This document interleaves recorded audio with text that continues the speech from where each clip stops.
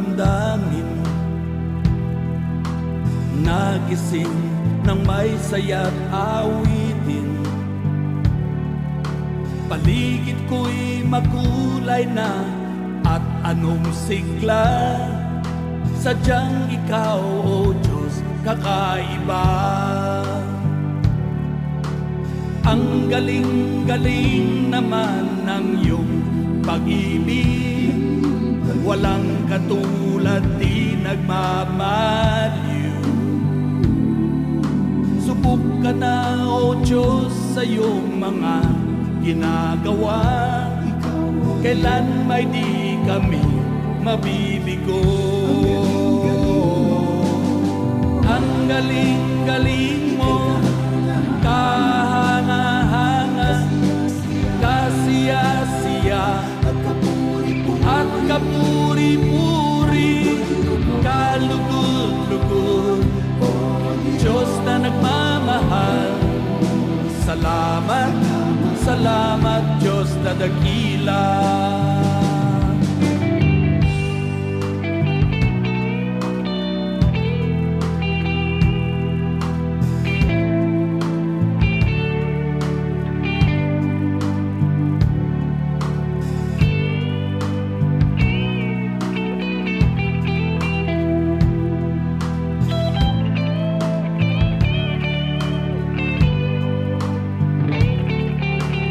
Ang galing-galing naman ng iyong pag-ibig. Walang katulad, di nagmamaliw. Subok ka na, O Diyos, sa iyong mga ginagawa. Kailan may di kami mabibigo. Ang galing-galing mo, kahanga-hanga, kasiya-siya, at kapuri-puri, kalugod-lugod. Kilig na kilig sa'yo, salamat, salamat Diyos na dakila. Ang galing-galing mo, kahanga-hanga, kasiya-siya, at kapuri-puri, kalugod-lugod.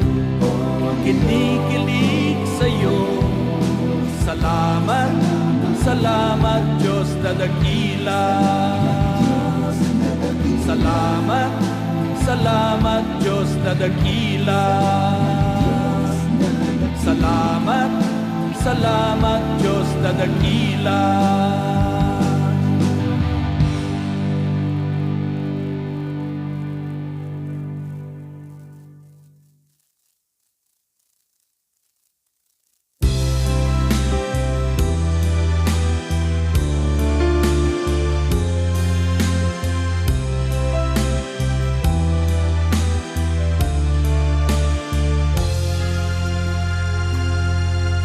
Sa bawat saglit, sa bawat pintig, natitikati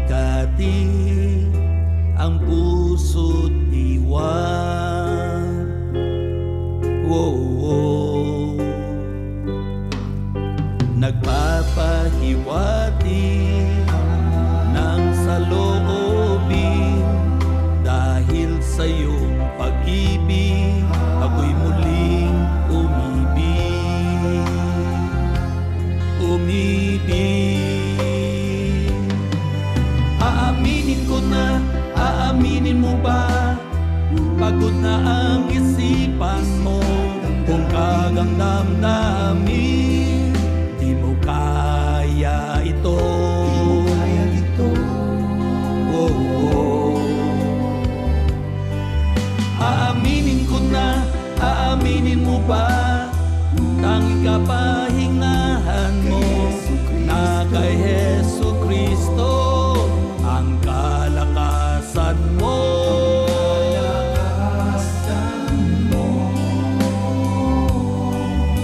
Namulat sa katotohanan, nanumbalik ang sigla. matatamis na wika ang sinasambi. O kay ganda, sa kabila ng kasawian, lumbay at pasakit, patuloy na naghihintay sa aking pagbabalik.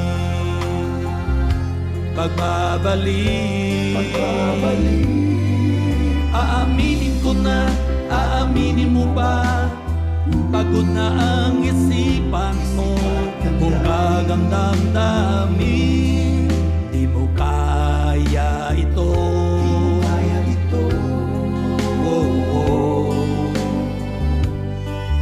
Aaminin ko na, aaminin mo ba, tanging kapahingahan mo na kay Hesu Kristo ang kalakasan mo.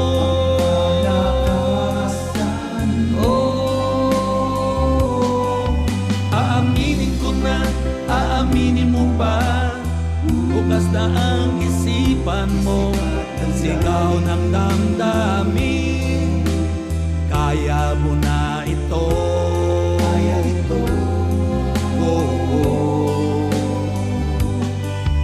Aaminin ko na, aaminin mo ba, meron ka pahingahan ka, siya'y si Hesu Kristo ang kalakasan mo.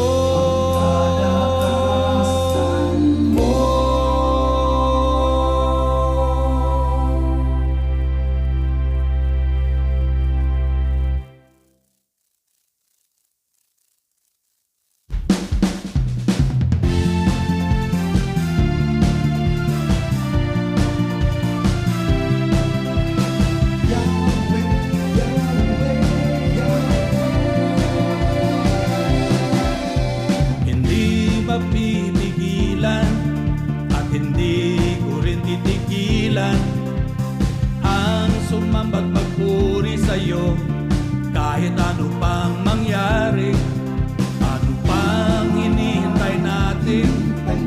Halina tumalon, ipadyak ang paa, iwagayway ang mga kamay, para na tayo nang sumamba. Oh yeah, oh yeah, oh Yahweh, Yahweh. Oh yeah, oh yeah, oh Yahweh, Yahweh. Oh yeah, oh yeah, oh Yahweh, Yahweh. Oh yeah, oh yeah, oh Yahweh, Yahweh.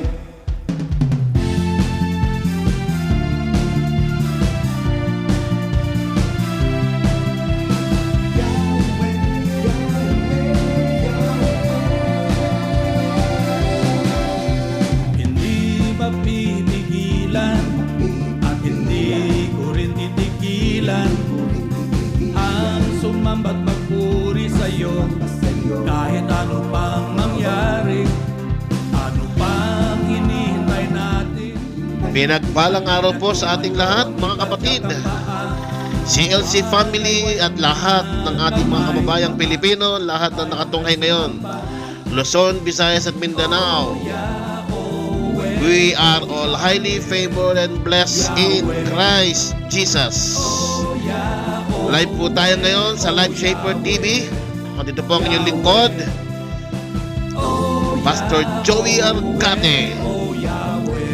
Ito po ang ating online worship celebration ng Christ the Life Shaper Church.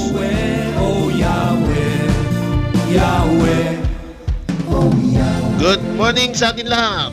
Hallelujah. Pinagpala po tayong lahat, mga kapatid. Sama-samang itaas ang ngalan niyang banal. Yes. Bababa ang basbas ni Yahweh. Sama-samang itaas ang ngalan niyang banal. Babaha. Good morning kay Tita Lynn, Kuya Lino Cruz, pinagpalang araw, Mondre Brothers Puring. Good morning sa iyo, kapatid. Ate Emelina Parino, pinagpalang araw sa iyo. Magandang umaga o magandang buhay sa lahat. Kay Ate Jen Fernandez. Hallelujah. Kuya Marvin Manansala, pinagpalang araw sa iyo, kapatid. George Jamitas, pinagpalang araw sa iyo, Maring George. And Brother Danilo Trinidad is watching. Welcome, Brother Danilo, sa Pilipinas. Hallelujah, pinagpala ka ng Diyos. Amen, amen. Praise God. Like and share po natin, mga kapatid, upang marami po ang makarinig ng mensahe ng Panginoon ngayong araw na ito. Po, mga dalawang awitin na lang po ang ating patutugtog. Then mag-sharing na po tayo at mag-share na po ako ng Word of God. Hallelujah. Enjoy the music.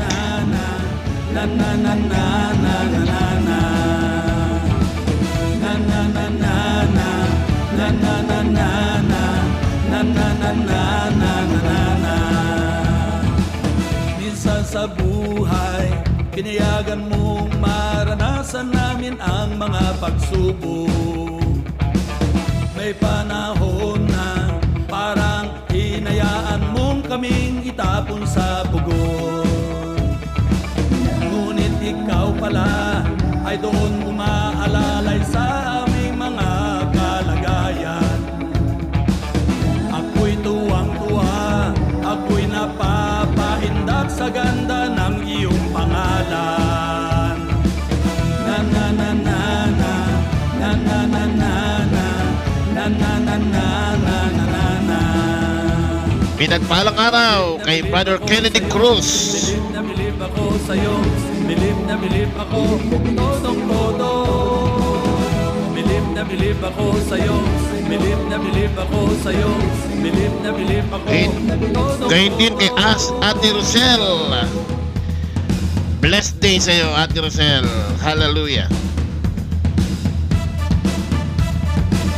May isang kwento tungkol sa isang taong madilim ang kanyang buhay. Siya'y nanalangin, nagsusumamo sa iyo pangalang walang tupas. Kaya't nagliwanag ang buong paligid, siya ngayon'y sumasamba sa iyo. Ang galing-galing mo, ikaw ay Diyos ng kahanga-hanga, bilib ako sa iyo. Na na na na na, na na na na na, na na na na na na na na. Bilib na bilib ako sa iyo, bilib na bilib ako sa iyo, bilib na bilib ako, todong-todo. Bilib na bilib ako sa iyo, bilib na bilib ako sa iyo, bilib na bilib ako. Good morning sa ating kaibigang pastor, Befren Victorino. Shalom, praise the Lord. Grace morning, Bishop Joey, watching from Pasig. Sabi ni Befren Victorino. Todong-todo, hanga-hanga, kamangha-mangha, kataas-taasan, kalugod-lugod na Good Diyos. morning, pastor. Sabi ni Ate Rosel Matulak. Pinagpalang araw sa iyo, Ate Rosel. Hallelujah. Kahanga-hanga, kamangha-mangha, kataas-taasan, kalugod-lugod na Diyos. Kabig-kabighani, kagilagilalas, kagatang pangalan, siya si Jesus. Bilib na bilib ako sa'yo, bilib na bilib ako sa'yo, bilib na bilib ako, todong-todo. Bilib na bilib ako sa'yo, bilib na bilib ako sa'yo, bilib na bilib ako, todong-todo. Bilib na bilib ako sa'yo, bilib na bilib ako sa'yo, bilib na bilib ako, todong-todo. Bilib na bilib ako sa'yo, bilib na bilib ako sa'yo, bilib na bilib ako, todong-todo. Praise God! Hallelujah! Talagang nakakabilib po ang ating Panginoon, ang ating Diyos. Kung mahal niyo ako, Yes. magmahalan kayo. Isang awitin na lamang po ito at tapos ay mag-sharing na po tayo. Isang Like and share lamang po natin buhay sa iba. para marami pong maabot ng mensahe ng salita ng Panginoon. Kaibigan ko, tutuparin Yes, ninyo hallelujah. ang utos. Kung kayo'y kaibigan ko, pasiklabin niyo ako. Diba't alam ninyo, minamahal ko kayo. Kaya't manatili sa pag-ibig ko, hindi na kayo alipin. Mga anak ko kayo. Di kayo ang pumili, ako ang pumili sa inyo. Mga mahal kong anak, pasiklabin niyo ako. Pasiklabin si Lord, pasiklaban niyo si Lord. Hallelujah. Salamat sa pagbati, Befriend. Lord, Bukas pa ang aking birthday. Advance ang iyong pagbati. Salamat, Befriend. si Lord, Victorino. pasiklabin si Lord, pasiklaban niyo si Lord.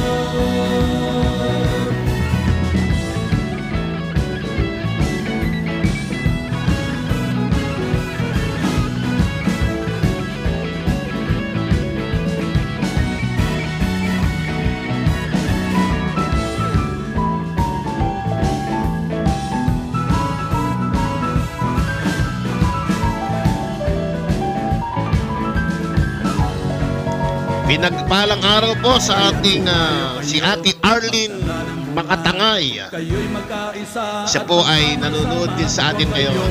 Pinagpalang araw sa iyo, Ate Arlene. Good morning. Yes. Pabayaan yan ang pangako ko sa inyo. Kayong lahat ay magdiwang, pasiklabin niyo ako.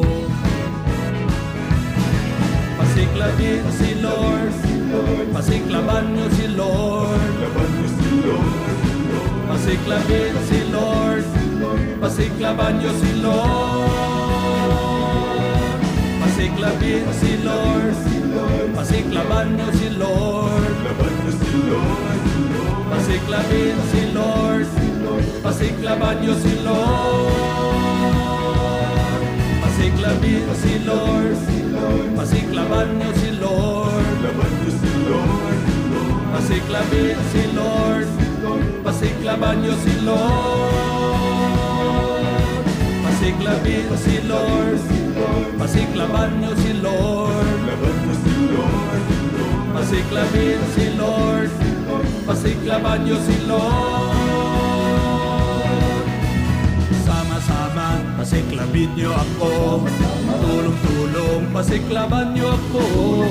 Todo-todo, pasiklabin niyo ako. Pwede-pwede, pasiklaban niyo ako.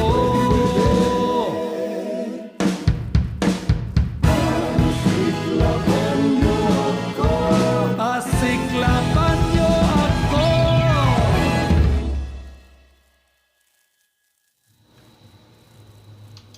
Okay, praise God. Hallelujah. Tunay na napakabuti ng ating Panginoong Hesus, ng ating Diyos na buhay. At good morning po muli sa ating lahat ng mga nakatunghay na po ngayon sa atin. At talaga naman po nag-aabang sa ating programa every Sunday para po sumamba at mag-aral ng salita ng Panginoon. So good morning po sa atin lahat. Even si Brother Kennedy Cruz, sabi niya, advance happy birthday po, Pastor. Salamat din po, Brother Kennedy, sa pagbati ng advance, ano? So, salamat po. Ang Diyos ang ating kagalakan at kalakasan. Siya po yung ating tagumpay. Without Christ, we are nothing. Sabi natin, Gemma Fernandez, Happy Sunday at magandang buhay sa lahat. Amen. Kapag ikaw ay na kay Kristo, siguradong maganda ang buhay at laging happy. May mga bagyo man, mga bagay na dumadaan sa ating buhay na hindi man natin gusto, pero si Lord pa rin ang nagpapalakas at nagpapatatag sa atin dahil sa lahat ng mga anak ng Diyos, sa lahat ng nananampalataya sa ating Panginoong Kristo, alam naman po natin na isa lamang ang plano ng Diyos sa atin. Ang bigyan tayo ng magandang buhay dito sa lupa at buhay na walang hanggan. doon sa kalangitan. Hallelujah! Kaya po, sa lahat ng nasa kay Kristo, lahat ng nanampalataya kay Jesus, tayong lahat ng mga anak ng Diyos, win-win po ang situation natin. We are more than conquerors in Christ Jesus. Tagumpay po tayo, no? Okay, so ngayon po ay pag-aralan natin, ang tema po natin, ang kadakilaan ng biyaya ng Diyos, no? Ang kadakilaan ng biyaya ng Diyos. Sandali po tayong manalangin. Dakilang Diyos, salamat po sa katotohanan na kaya po kami malakas, masigla, nagtatagumpay, nananagana sa aming buhay. Ito po ay dahil lamang sa biyaya mo sa amin. Hindi po ito dahil sa aming galing, lakas, karunungan, sipag o effort o sa aming mga kagagawan, kundi lahat ng ito ay nakakamtan namin dahil sa biyaya mo. Salamat po dahil sa iyo nagkaroon ng direksyon ng aming buhay at patuloy na naranasan namin ang tagumpay. Ikaw ang nakikipaglaban para sa amin at salamat sa provision sa bawat araw ng aming buhay. Salamat sa mga pag-iingat mo sa amin. Salamat po na hindi mo kami iniwanan o pinababayaan man. At salamat sa umagang ito na minsan pa'y magkakasama kami upang talakayin ng katotohanan ng kadakilaan ng iyong biyaya. Wala po kaming ibang pangalang itatanyag, itataas, kundi ikaw po lamang, Panginoong Yesus. Salamat po sa lahat ng makikinig at aabutin ng mensaheng ito. Kayo po ang magpaunawa sa kanila at humipo sa kanilang mga puso. Salamat sa tagumpay. Ang papurit pagsamba o Diyos ay sa iyo lamang namin binibigay sa makapangyarihang pangalan ng aming Panginoong Yesus. Ito pong aming dalangin. Amen, amen, and amen. Praise God. Sige po, Romans chapter 5. Versikulo 15 hanggang 16. Babasahin ko po sa Tagalog muna. Then, after nito ay NIV version naman babasahin ko. Ano po? So, ito po ang sinasabi sa Tagalog. Verse 15, ngunit magkaiba ang dalawang ito, sapagat ang kagandahang loob ng Diyos ay higit na di hamak kaysa pagsuway ni Adan. Totoo ngang nagdala ng kamatayan sa marami ang pagsuway ni Adan, ngunit malaki ang kahigtan ng kagandahang loob ng Diyos at ng kaloob na dumating sa napakarami sa pamamagitan ng isang tao, si Hesus Kristo. Verse 16, ang kaloob ay higit na di hamak kaysa ibinunga ng pagsuway ni Adan. Nagdala ng hatol na kaparusahan ang kanyang pagsuway, ngunit ang kaloob na dumating sa kabila ng maraming pagsuway ay nagdulot ng kapatawaran. Hallelujah! Napakaganda po. Ang sarap. Bulay-bulayan nitong salitang ito. Ano po sa NIV version, ito po ang pagkakasabi, but the gift is not like trespass. For if the many died by the trespass of the one man, how much more did God's grace and the gift that came by the grace of the one man, Jesus Christ, overflow to the many. Again, the gift of God is not like the result of the one man's sin. The judgment followed one sin and brought condemnation, but the gift followed many trespasses and brought justification. Purihin ang Panginoon. Sa salita niyang ito na ating binasa at talaga naman pong napakasarap na ating pagbulay-bulayan at pag-usapan ang katotohanan ito ng salita ng Panginoon patungkol po sa biyaya ng ating dakilang Diyos. Ano po?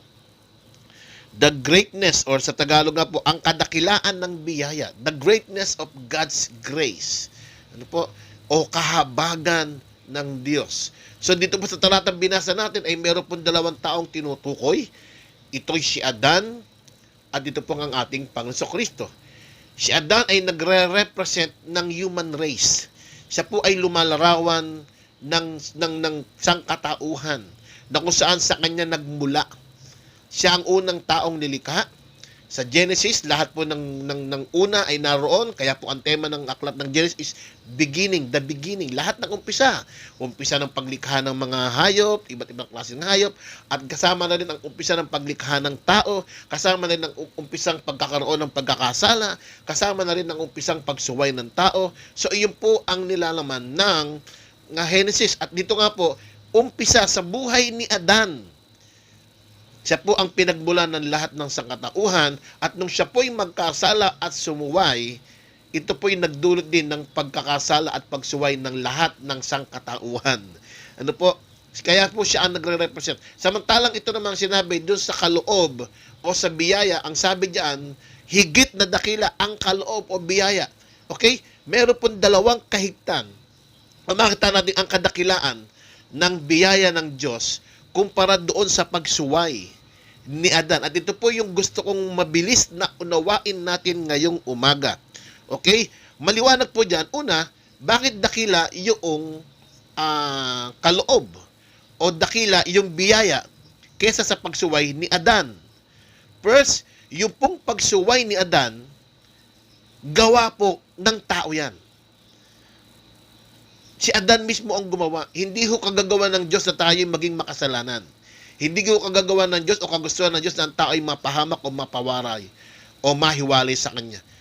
Ang bunga o ang dahilan kaya ang tao ay nahiwalay ay dahil sa kagagawa ng tao mismo, ng ating ninunong si Adan. Okay? Si Adan na ating pinagmulan, siya po ang gumawa ng kasalanan, at ang bunga, lahat tayong mga tao ay naging makasalanan. Ang sabi ng Bible, ang bunga ng kanyang kasalanan o pagsuway ay kamatayan. Ang sabi rito, ngunit magkaiba ang dalawang ito sapagkat ang kagandahan loob ng Diyos ay higit na di hamak kaysa pagsuway ni Adan. So yung pagsuway ni Adan, sabi nga, totoo ngang nagdala ng kamatayan sa marami ang pagsuway ni Adan. Ang idinulot ng pagsuway ni Adan ay kamatayan sa marami. Lahat ho ng taong nabuhay sa mundo, lahat po ay kasama sa naapektuhan ng kasalanan ni Adan. Kamatayan. At yung kamatayan na yon, iyon po yung sinasabi natin ng Biblia na pagkahiwalay ng tao sa Diyos. Na dati ganito tayo sa Diyos, biglang nalayo. Because of sin. No?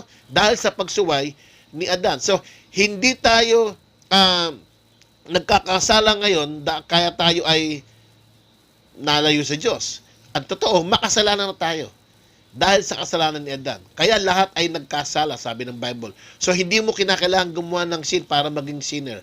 Ikaw ay sinner na because the sin of our father Adam. No?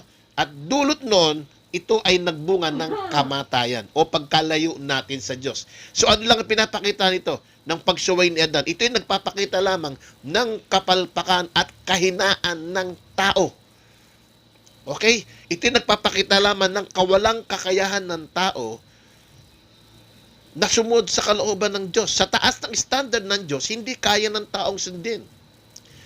Ito ay nagpapakita lamang ng pagiging makasarili ng tao. Kasi maliwanag ang nangyari. Sinabi ng Diyos kay Adan, huwag niyong kakanin ang bunga ng puno doon na nagbibigay ng kaunawaan sa tama at mali. Pero ano ginawa ni Adam at ni Eva? Kinain at sumuway. Ito yung nagpapakita lamang ng pagiging makasarili ng tao. Kasi nakita nila, tinukso sila ni Satanas eh. Pero hinangad nila yung panloloko ni Satanas. Sabi, huwag niyong babayaan ng sinasabi ng Diyos. Kasi kaya ayaw nilang ipakain sa inyo yan dahil alam nila na magiging matalino kayo katulad nila. So, anong dahilan? Dahil sa sinabi ni Satanas na manunukso, sinunod nila yon at binaliwala nila ang bilin ng Diyos. Bakit nila ginawa yun? Kasi naghangad sila sa sinabi ni Satan. Okay? Kaya sila sumuway at kinain pa rin nila yung bunga ng puno, ng prutas. At ano pa ang dahilan? Hindi lamang magrahil sa pagiging makasarili nila, hinangad nila na magiging matalino. Pangalawa, ay may pagdududa sila kaysa sa sinasabi ng Diyos kumpara sa sinasabi ni Satanas na mandaraya. Imagine niyo ang Diyos nagbilin sa kanila, pero masinunod nila yung sinabi ni Satan. Yung unbelief, yung kawalang paniniwala sa sinabi ng Diyos ay naging dahilan para sila'y sumuway at magkasala sa Diyos na ang naging resulta, kamatayan. Hindi lamang nila, kundi kasama na tayong mga nabubuhay sa mundo. all have sinned. Minana natin ang ginawa ng pagsuway ng tao. Uulitin ko ha, ang pagsuway at paglayo ng tao sa Diyos ay hindi ho kagagawan ng Diyos, kundi kagagawan ng tao na mas pinili ang ginusto niya at mas piniling wag maniwala sa sinabi ng Diyos at mas piniling naniwala kay Satanas. Ang resulta, lahat ay nagkasala. Lahat ay nahiwalay. Bunga ay kamatayan. Pero ano sabi ng Biblia? Higit na di hamak kaysa pagsuway ni Adan, na totoo ngang nagdala ng kamatayan sa marami ang pagsuway ni Adan, ngunit malaki ang kahigtan. Ito po yung nais ko sabing kadakilaan o kalamangan o kahigtan ng kagandahang loob ng Diyos. Sabi, malaki ang kahigtan ng kagandahang loob ng Diyos at ng kaloob na dumating sa napakarami sa mamamagitan ng isang tao. So bakit po higit ang biyaya o kagandahan loob ng Diyos? Una, ang kagandahan loob ng Diyos ay gawa mismo ng Diyos, hindi ho ng tao. Imagine mo, maliwanag na mas pinaniwalaan ng tao si Satanas at pinagdudahan yung sinabi ng Diyos na huwag kakainin, at maliwanag yung pagiging pagnanasa ng tao na mas maging matalino pa kaysa sa Diyos at alam ng Diyos yan. Pero anong ginawa ng Diyos? Imbis na talagang parusahan ng tao, ano nangyari? Siya gumawa ng paraan. Ano naging tugon niya? Kagandahang loob o biyaya o grasya.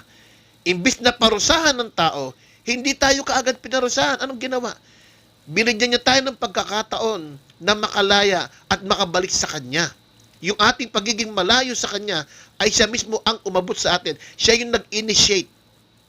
Sabi nga natin, minsan nagtetestimony ang mga ibang mga mananampalataya, salamat, mula na natagpuan ko ang Panginoon. Ako po ay naging ganito. Ako po ay naging ganito. Hindi ho totoo yun. Ang totoo po, hindi ikaw ang nakatagpo sa Panginoon. Ang totoo, tayo ang natagpuan ng Diyos. Tayo ang hinanap ng Diyos. At nang makita niya tayo, tayo kanyang niyakap at minahal.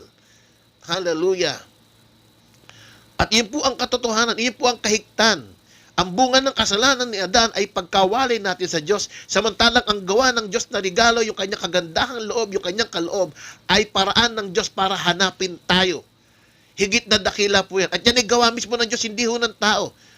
Kaya sabi nito, ngunit malaki ang kahigtan ng kagandahang loob ng Diyos at ng kaloob na dumating sa napakarami sa magitan ng isang tao, si Jesus Christ. Si Jesucristo ay ang kapahayagan ng pagmamahal at ng kadakilaan ng Diyos. Ang kagandahang loob at biyaya ng Diyos ay nagpapakita lamang ng taas ng antas ng pagmamahal sa iyo ng Diyos.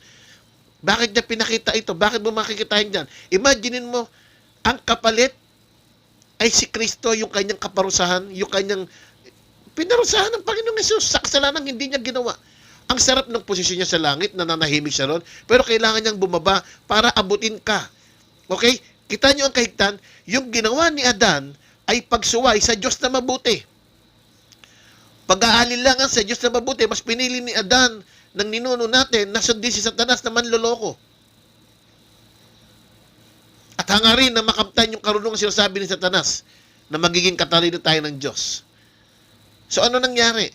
Pinili nila yun. Anong resulta? Pagkahiwalay o kamatayan. Samantalang ang Diyos na siyang sinaktan, na siyang pinagdudahan, at siyang ipinagpalit, anong ginawa ng Diyos sa atin? Minahal pa rin niya tayo. Ang kanyang iginante at kanyang ginawa ay hindi kaparusahan, kundi pagmamahal, pag-ibig para sa ating lahat. Amen? Anong ginawa ng Diyos? Sa mamamagitan ni Jesucristo. Hallelujah! Ipinadama ng Diyos kung gaano niya tayo kamahal. Ito ho, lagi kong sinasabi ito.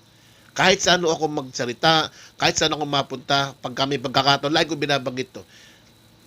Kaibigan, kapatid na nakatunghay ngayon. Kung nagawa ng Diyos na ibigay ang kanyang buktong na anak, si Jesucristo, na mamatay sa krus, mahirapan para sa iyo, na hindi naman tayo karapat-dapat, kaya niya ring ibigay lahat ng mga suliraning problema. Tutugunin niya yan. Susolusyonan niya yan. Dahil ikaw ay mahal na mahal ng Diyos. Kaya nga sabi ito, higit, Ano po? Ngunit malaki ang kahigtan ng kagandahang loob ng Diyos at ng kaloob na dumating sa napakarami sa magitan ng isang tao si Hesus Kristo. Tingnan niyo sabi sa verse 16, ang kaloob ay higit na di hamak kaysa ibinunga ng pagsuway. Yun daw regalo, yung kagandahan loob ng Diyos, ito po ay gift, regalo, ay mas dakila daw, mas higit daw yan kaysa sa ginawang pagsuway. Kasi bakit? Tingnan niyo, ngunit ang kaloob na dumating sa kabila ng maraming pagsuway ay nagdulot ng kapatawaran. Ibinigay yung regalo sa panahong hindi ka dapat kasi makasalanan ka. Sumuway ka. Nagkamali tayo. Minana natin ang kamalian ni Adan. Sa panahong iyon na tayo ay sablay at palpak, ang iginanti ng Diyos sa panahon ng tayo ay sumuway ay kagandahang loob ng Diyos at nagbunga ng kapatawaran para sa lahat. Imagine nyo yan. Kaya dakila ang pag-ibig, dakila ang biyaya, dakila ang kahabagan ng Diyos sa ating lahat. Hindi mo napapansin? Kahit nakakagawa ka ng mali, kahit kulang ka magbasa ng Bible, hindi ka lubos na nakakapanalangin, pinagpapala ka pa rin. Why? Kasi ang pagpapala at pagmamahal ng Diyos at biyaya ng Diyos sa iyo ay hindi na nakabatay sa iyong ginagawa, kundi nakabatay na sa ginawa ni Jesus para sa iyo. At kapag naintindihan mo yan, kapatid, yung kadakilaan ng yan ng Panginoon, ikaw na mismo magugulat ka, doon ka makalalaya sa lahat ng gawang masama. Mapagtatagumpay ang mga kasalanan. Wala po makapagtatagumpay sa kasalanan, malibang ang biyaya lamang ng ating Diyos, ang ating Panginoon Kristo. Kaya ang sino mang babae at lalaki, pag nanampalataya kay Jesus, ikaw ay tunay ng malaya at hindi ka na mamumuhay sa pagkakasala. Iyan ang bunga ng biyaya habang nauunawaan mo kung gaano ka minahal at inibig, binayayaan, kinahabagan ng Diyos. Lalo kang mamumuhay ng tama at matuwid dahil sa ating Panginoong Jesucristo. Kaya po dakila ang pag-ibig. Hallelujah. Ito po'y kapahayagan, pagpapatunay kung gaano kataas ang antas ng pagmamahal ng Diyos sa iyo, sa ating lahat. Na sa kabila ng hindi tayo karapat-dapat, na sabi nga dyan sa NIV version, again, the gift of God is not like the result of one man's sin. Sin ang pinag-uusapan eh. Kaya dahil nagkasalan tao, karapat-dapat lang parusahan. Dahil may kasalanan. Sumuway, kaya dapat lang parusahan. Di ba? Pero itong gift, hindi ka namang dapat bigyan, binigyan ka. Kaya dakila yung ginawa ng Diyos. Kasi makasalanan tayo. Hindi siya dapat mamatay sa krus dahil ikay makasalanan. Sino ka para mamatay siya para sa'yo? Pero sa kabila ng pagiging makasalanan mo, alam ng Diyos na iyon lamang ang tugon para ikay makalaya sa kasalanan. That's why He gave His life for us. He died for us. Kaya ang tawag po dyan ay grace. Unmerited, unearned, undeserved favor. Ikaw at ako ay minahal ng Diyos. And because of Christ's sacrifice, hindi ka lamang niya binigyan ng buhay na walang hanggan, kapatawaran sa iyong mga kasalanan. Habang nabubuhay ka pa sa mundong ito at nanampalataya ka kay Jesus, ikaw ay mabubuhay ng matagumpay sa lahat ng gawa ng kasalanan at nabubuhay ka ng malaya at pinagpala dahil kay Hesus Kristo. Kaya nga lagi ko sasabi, you are highly favored and blessed in Christ Jesus. Sabi nga ni Bishop Amy Domingo, charito. Mas pinaikli nila.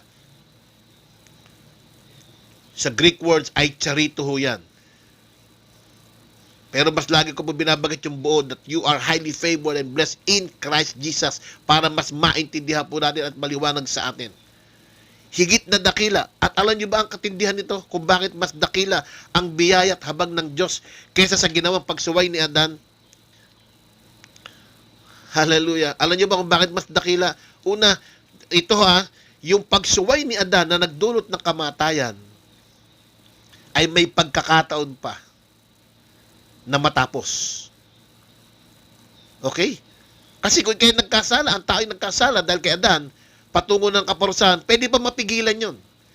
At ang pumigil nga doon ay walang iba kundi si Jesus Christ. Kung kayo mananampalataya kay Jesus, mapipigilan yung tiyak na kaparusahan natin dahil sa kasalanan.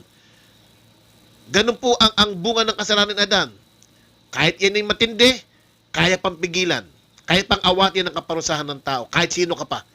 Basta manampalataya ka kay Jesus, hindi ka na mapaparusahan at lahat ng kasalanan mo yung malilinis, magiging karapat-dapat ka sa harapan ng Diyos dahil kay Hesus Kristo. Pero masigit dyan, yung kadakilaan ng biyaya ng Diyos. Bakit? Ang biyaya ng Diyos, once you receive, hindi na po mawawala sa'yo. Wow! Hindi na magbabago. Once na nanampalataya ka kay Jesus, once na naniwala ka kay Jesus, tinanggap mo sa iyong buhay, hindi na mababago. Ikaw ay anak ng Diyos. Hindi na mababago that you are perfected forever, you are righteous, you are forgiven 100%. Hindi na mababago na ikaw ay pinagpala ng Diyos. You are highly favored and blessed in Christ Jesus. Hindi na mababago ang lahat na ikaw ay may buhay na walang kahit minsan magkamalit, magkasala ka. No! Hindi na mababago ang katotohanan that you are a child of God. We are children of God. Na tayo tagapagmana sa langit. Kabilang ka sa magmamana ng kasaganahan ng Diyos, ng pag-ibig ng Diyos. Hindi na magbabago yan na meron kang buhay na walang hanggan. Ganun po ang kahigtan ng biyaya ng Diyos. At lahat ng yan ay naganap. Lahat ng yan ay nangyari. Lahat ng yan ay ginawa ng Diyos. Dahil ikaw at ako ay mahal ng Panginoon. At dyan po natatakot ng marami. Ang iba, lalo't hindi naiintindihan ng grasya. Lalo sa sinabi ko kanina, na kahit magkamali ka, hindi magbabago na anak ka ng Diyos. Sasabihin kasi nila, hindi, pwede na pala magkasala. No! Hindi ho yun ang ibig sabihin nun. Dahil ang lahat po ng nanampalataya kay Jesus ay may bagong identity. Siya ay bagong nilalang na, malinis na, at wala na sa ilalim ng kaparusahan, at wala na sa ilalim ng kautusan, kundi nasa biyaya. At kapag ikay nasa biyaya, hindi ka na alipin ng kasalanan, ikay mabubuhay na ng matuwid dahil kay Kristo na naghahari sa buhay mo at nagbago sa iyo. Ang buhay ni Jesus ay nasa iyo. At si Kristo na mismo ang buhay mo. Yan ang sinasabi ng Colossians chapter 2. Hindi na yung dati mong buhay, kundi si Jesus na ang buhay mo. At ang sabi ng Galatians chapter 2:20, Galatians 2:20, si Kristo na ang nabubuhay sa iyo. At kung kami nabubuhay, ikay nabubuhay din na may pananampalataya kay Jesus na nag-alay ng buhay sa iyo. That's why, ano mangyayari kapag kayo nasa biyaya ng Diyos? Ang mangyayari lang, i-enjoy mo lang ang buhay na masarap sa ilalim ng biyaya at grasya ng Diyos. Ang dakilang pagmamahal at biyaya ng Diyos na ating natanggap sa magitan ni Hesus Kristo. Kaya ngayon, hindi na po usapin ng kasalanan. Hallelujah. Kasi in-overcome na ni Kristo ang kasalanan. Ano na lang usapin ngayon? Nananampalataya ka ba kay Jesus? Yan na lang po usapin ngayon. Kapag nanampalataya ka kay Jesus, natanggap mo ang biyaya ng Diyos na ibigay niya sa iyo na regalo, then ma-enjoy mo ang buhay na masagana at mapayapa, masaya sa biyaya ng Diyos, sa pangunguna ni Hesus Kristo. Pag di mo siya tinanggap, tuloy-tuloy ka, kagaya ni Adan, sa kasalanan. At yan lamang po ang gustong iparating sa atin lahat ngayon. Higit na dakila ang biyaya ng Diyos kaysa sa ginawang pagsuway po ng tao na nagdulot ng kamatayan, samantalang ang biyaya at habag, pagmamahal ng Diyos sa atin ay dakila. Sa panahong ikaw ay makasalanan, minahal ka ng Diyos. Bigay niya si Jesus ang ating tagapagligtas at nagbunga ng kapatawaran sa ating lahat. Wala kang gagawin, kundi ang manampalataya ka, tanggapin mo si Jesus sa iyong buhay bilang iyong Panginoong Diyos at tagapagligtas. Manalangin po tayo. Salamat, dakilang Diyos, sa katotohanan na dakila ang pagmamahal mo sa amin, dakila ang biyaya mo sa amin. Salamat dahil binayaran mo lahat ng aming mga kasalanan na bunga ng pagkakasala ng aming ninunong si Adan. At dahil dyan, Lord, sa lahat ng aming mga nakikinig ngayon, sino man ang nanampalataya, tumanggap sa iyo, nagsuko ng buhay sa iyo. Alam namin, Lord, na ang kaligtasan ito ay pangwalang hanggan at hindi na mawawala sa amin. At kami po lahat ay ibinilang mo ng matuwid, banal, at malaya na sa kasalanan dahil kami nabubuhay na sa biyaya mo lamang. Salamat po sa tagumpay at kasaganahan. Salamat sa mga pagpapala na binibigay mo po sa amin sa bawat araw. Hayaan niyo po na sa iyo lamang namin ibigay ang lahat ng papuri, pagsamba, pagdakil at pagluwalhati sa makapangyarihang pangalan ng aming Panginoong Hesus. Amen and Amen. Praise God. Purihin ang Panginoon. Salamat sa Lord sa kanyang kabutihan. Salamat po sa lahat ng nakinig at sumabaybay at sa lahat po ng meron pong katanungan. Maaaring abutin ka ng mensaheng ito at meron kang gustong iklaro, tanungin sa iyong lingkod, sa akin, i-PM nyo lamang po ako sa Messenger at willing po ako na makipag-usap sa inyo, makipag-sharing regarding po sa mga mensaheng ito na inyong narinig sa akin pong mga live service na ito. Ano po? Maraming salamat po muli sa lahat ng mga taga CLC family, sa lahat ng aking mga kaibigan, mga kababayan, lahat ng sumabaybay at nanood ng ating live ngayon.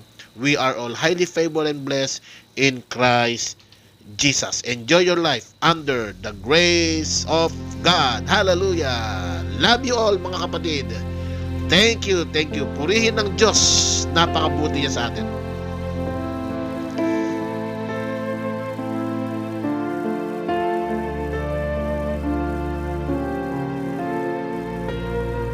Saga ng akin, di ko mawari na ako'y iyong pinili, inalagaan, iningatan, binigyang purin, pinagyaman, walang makita ni munting dahilan upang iyong ibigin. Ngunit ganun pa man, bugtong na anak sa aking iyong inilaan. Bakit mo ako